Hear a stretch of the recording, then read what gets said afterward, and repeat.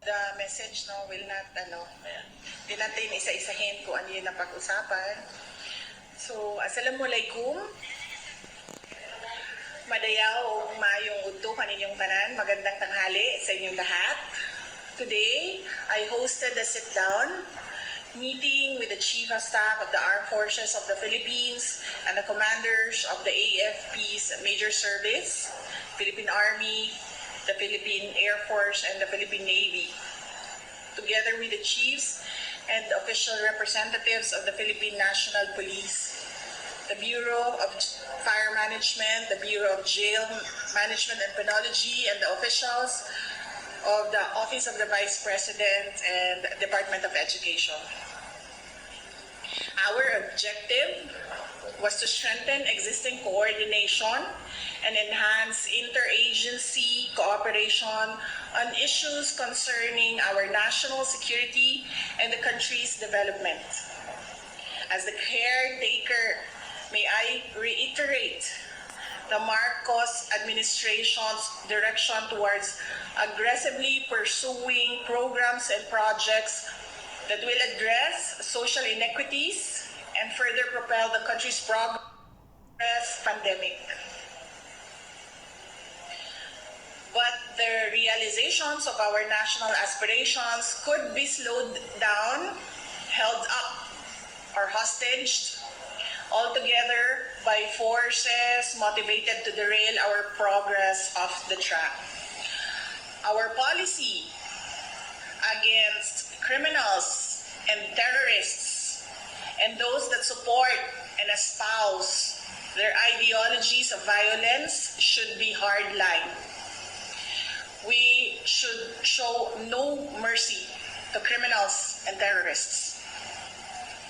The Philippines will only be able to truly recover and build post-pandemic and meaningfully stand with honor and pride as a nation if we successfully address the threats to security. Let me express my gratitude to the security sector's professionalism, integrity, commitment, and undying love of our country and the Filipino people. To our media friends, thank you for coming and thank you for sharing lunch with us. For specific questions, I leave the OVP spokesperson, Attorney Reynold Monsayak, and DepEd spokesperson, Attorney Michael Poa. Maraming salamat. Magandang hapon.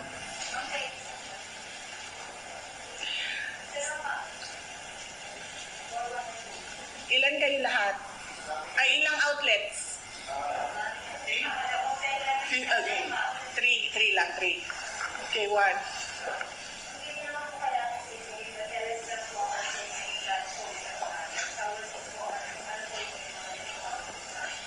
Yes, opo. Initially, we discussed the peace and order situation. Initially, we discussed the peace and order situation in our country today and how we can maintain the security of our country until President Marcos comes back from his state visits.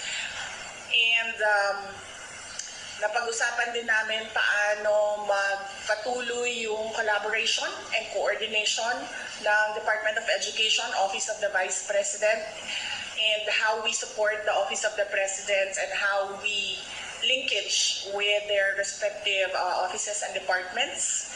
And then we talked about specific issues loob ng kanilang mga departments. For fire, we talk about how we can collaborate in training our learners. And for the police, we discussed about the rape case of the 4 teachers in Camarines Sur and paano mapadali yung investigation and yung pagpasaka sa kaso and pagpapalabas ng warrant of arrest doon sa suspect. And then other offices, their specific issues as well sa kanilang mga opisina. Next question. Yes, ma'am. Good afternoon po. Ako po si Laila from News 5, ma'am.